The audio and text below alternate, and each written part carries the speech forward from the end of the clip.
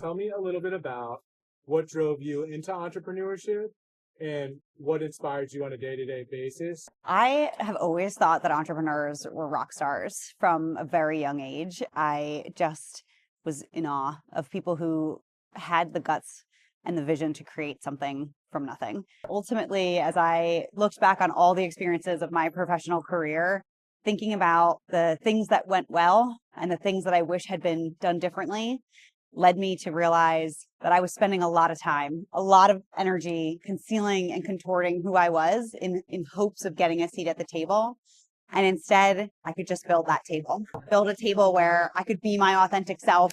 Others could do the same. And so we wouldn't waste time and energy and business value trying to do this gymnastics, and to be able to build a place where I want to work, where I could right those wrongs, and then subsequently do that for others and clients became the core why of why Omlie was started in the first place. What does it mean to be featured by the likes of Inc. magazine and Philadelphia Business Journal? Thinking about the external recognition that we've received, to me, is validating what we're trying to create and what we're doing here as an organization. To be recognized as a best place to work is truly a massive achievement that is everyone on the team contributes to, but really shows the world that you can work differently, you can invest in people, and still have incredible business results. Particularly for me personally, I have dreamed of being on the Inc. 5000 list long before I had the dream of Omlie. So achieving that milestone and being 847, even still just thinking about it, chokes me up, because it is a testament to the incredibly hard work, dedication, and just pure care and love that we are putting into this organization. 20 team members deep. What does that mean to you? To me, that's 20 people who have put their trust and their livelihood in us as a leadership team to make decisions that allows them to keep growing, keep being challenged, and supporting their lives and their families. That to me is the heaviest burden likely of this job. It's also such a gift to be trusted in that way, and we do not take that lightly. Little girls with dreams become women of vision. Tell me why that quote made its way so prominently into the office and what it means to you. Gosh, that quote means a lot, because when I think about little version of Sarah, I was 7 years old when, for the first time, women were allowed to take out a loan to start a business without a male co-signer. In some ways, we've come really far from that time, in other ways we haven't. So that sign means a lot to me, because I think it's sending a message to future Sarahs, current and past. I think about all of the inventions, all of the innovation that didn't happen. It didn't happen because women didn't have that opportunity. And so that's a constant reminder that we've made progress. There's still more to come. We have to stay vigilant about our rights, fighting for them, so that every generation after us has a similar stat that they're proud of and that wall that they've broken through. Being a CEO, you are in a male dominated space. And obviously, I am inspired by the fact that you break in and break walls and break ceilings. But what does it mean to you having a female leadership team, being a female business owner, and at the financial threshold that you've now officially come to, you're in rare air. What does that mean to you? It's it is so interesting, because as we approach this 5-year milestone, I spent a lot of time reflecting on the successes we've had, the hurdles that have approached themselves along the way, and really took that time to come to the realization of just how unlikely and unusual it is that we've had the success that we've had. I think a big part of that is tied to the fact that we bring joy to work, and that's contagious. I think that has really set us up to succeed. It's also unusual to use the word joy at work, and I do think that is a distinctly feminine approach that we bring to business. It's not unusual. My whole career, there have been situations where I've always been the only woman in the room, and early in my career, I tried to change who I was to model and match that dynamic, and learned that that wasn't my path to success, that my path to being a great leader was being me and bringing joy and empathy and curiosity and humor to work was such a critical component for me. In fact, when I first became a people leader, I remember feeling like I had to behave a certain way. And I heard an interview from my now entrepreneurial role model, Sarah Blakely, and she said, "You don't have to be serious to be taken seriously." And it was as if the walls shattered around me and I could see that there was another path. There was another way to be a leader that didn't have to fit the specific mold that I had believed was true. And so for me, being a female leader, having a female C-suite, it shouldn't be that unusual, yet we know it is. We know it's a privilege, and we're really mindful about not just paving this path for ourselves, but ensuring that that path is cleared for everybody who comes after us. So one of my favorite times in the office is underestimate me, that'll be fun. Mm-hmm. Talk to me about it. Why did you decide to bring that into the office? That sign is from a very dear friend of mine.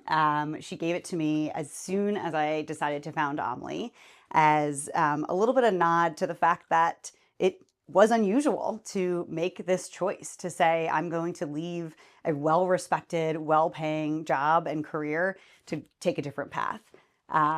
We're talking about how unusual it is to be a female CEO, to lead a business with an all-female team. And to me, this underscores that. There are multiple sides to every person. I think I like to show up as open and silly, and yet I am deeply committed and competitive. And so when there is a challenge in front of me, I want to tackle it. And my very close friend Linda knows that deeply about me.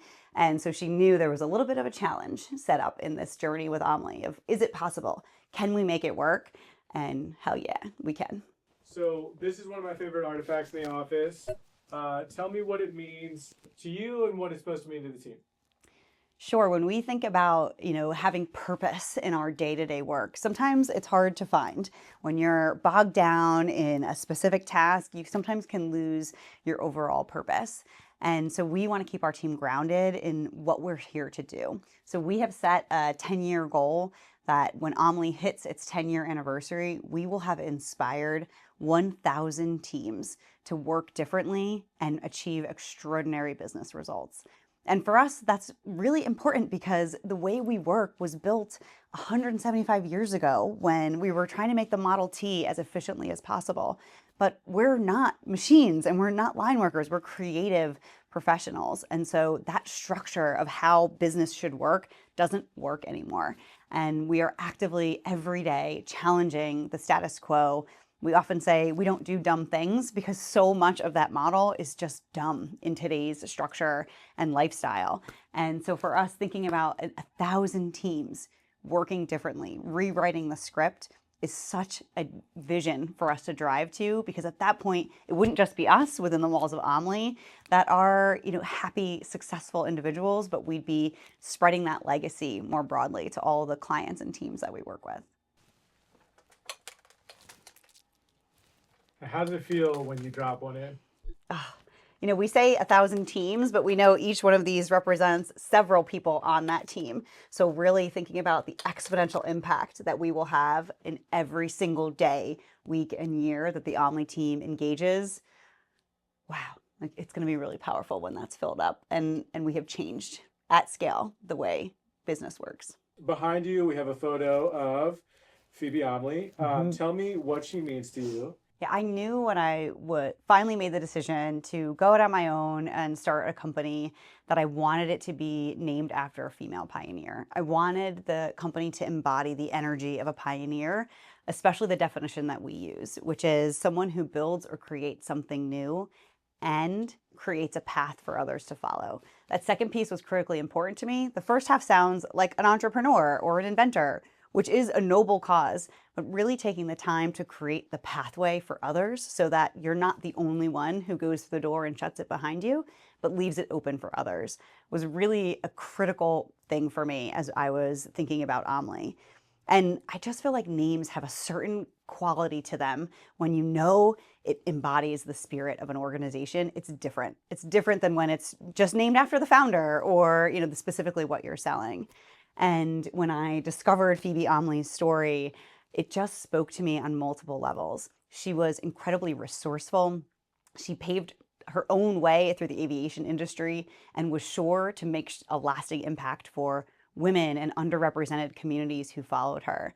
The thing that really stood out to me about her when I was learning initially about her story was she was asked to train pilots in the 1940s so that they could fight in World War II. And she was getting a particular amount of pressure because she was a woman and she needed to enlist her friends of female pilots for that instruction. And her defense and her rationale for why she should continue moving forward and using female pilots to train pilots was one quote. And she said, "Women have been teaching you how to walk your whole lives. They can teach you how to fly." And it was like 3 a.m. when I read that line, and I bolted up off the couch and thought, this is her, this is my girl. It's that kind of energy that we want to take into all of the things that we're challenged with to push against the status quo, to think, how could we do this differently? How might we think beyond just how things are done now to how they could be done in the future, in a future world that we can create and embody? And she started her flying career walking on planes.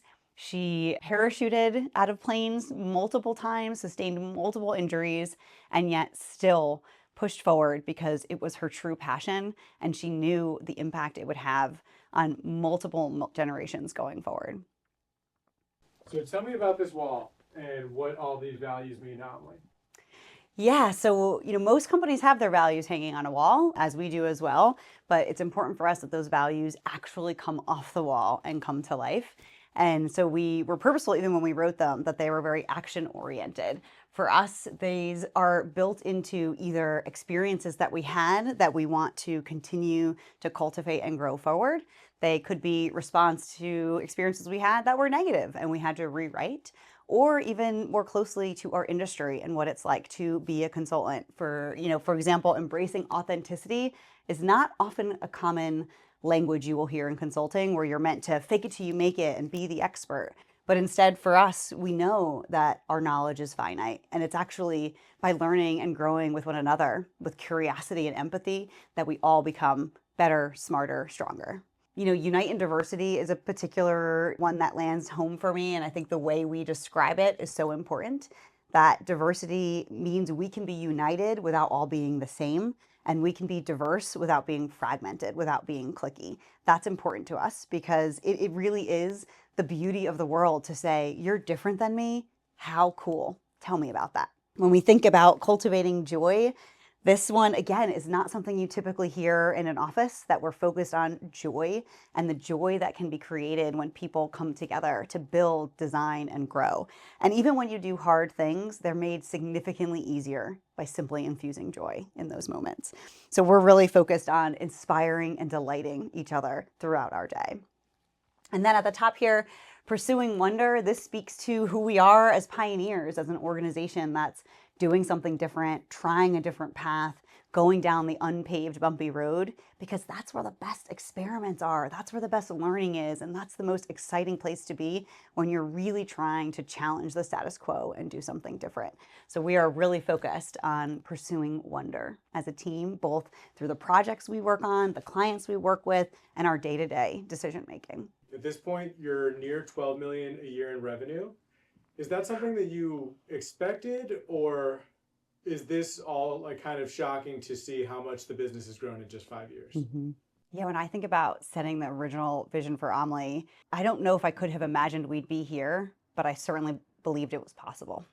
And I think a big part of that is just like the dogged determination to make it happen, and surrounding myself with incredible people and friends who also believed in that vision and then brought their own perspective to it in a way that has made it something so much better and different than I imagined it would be. What does this mean to you, and what does it say about Omlie?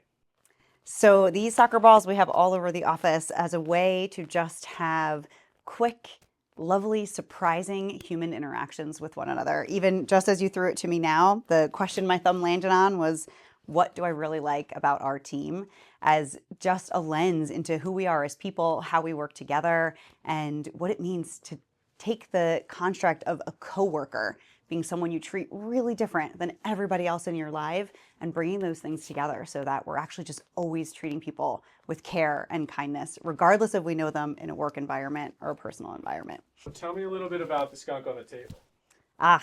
Our unintentional mascot has become the skunk.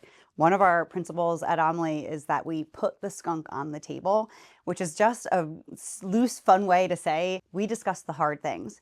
because what's undiscussable limits what's possible. And simply by being a little silly and saying, I have a skunk, I need to put on the skunk on the table, I have something skunky to talk to you about, it's a way into those hard conversations. But more importantly, we know we're solving for the skunk, which means our relationship is secure. It's this problem we have to solve together through our humanity, our kindness, our curiosity to resolve this issue, that it's not something that's going to withstand and hurt our friendship or our relationship in any way.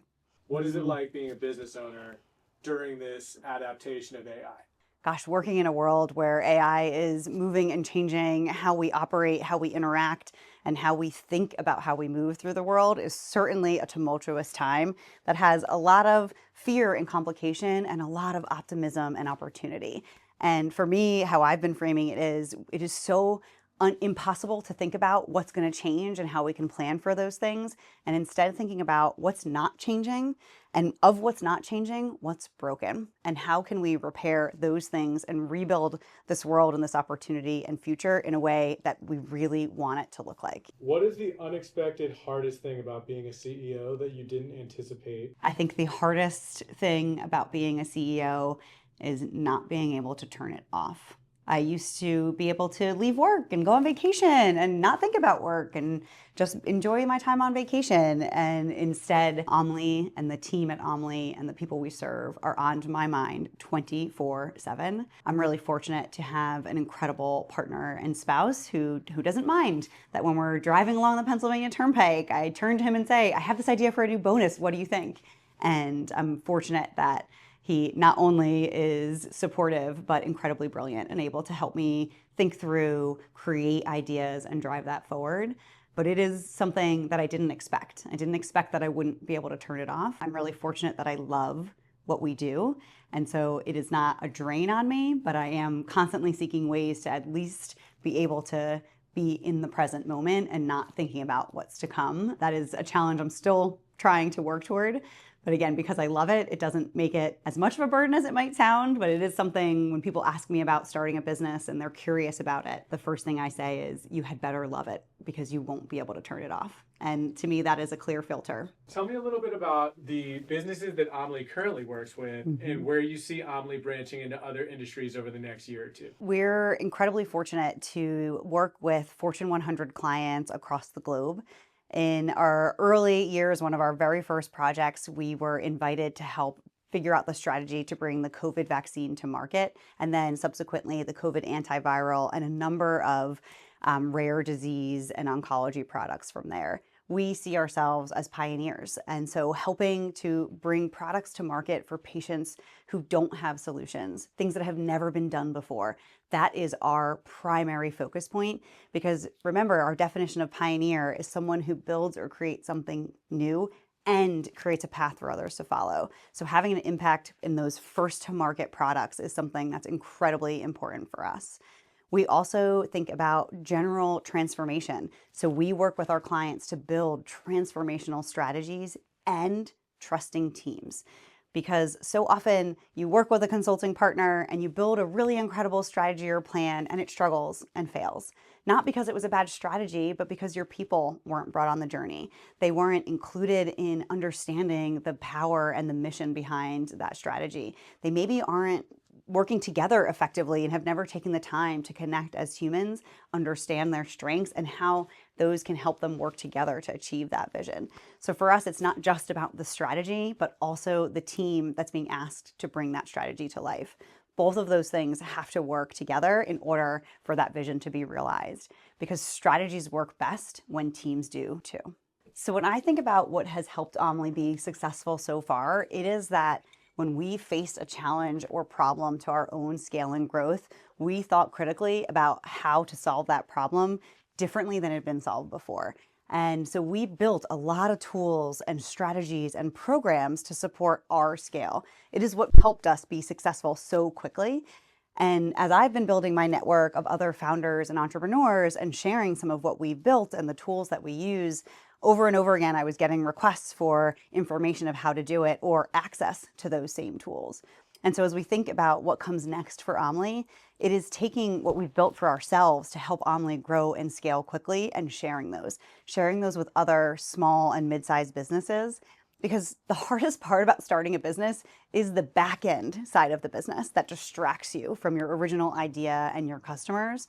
And so instead of allowing entrepreneurs to just be building the plane while they're flying it, we built the plane. We use the plane for our own scale, and now we're sharing it. We're bringing it to market so other entrepreneurs, other founders, other growing teams don't have to struggle with what's happening on the back end and instead can focus on their business, their customers, and their people.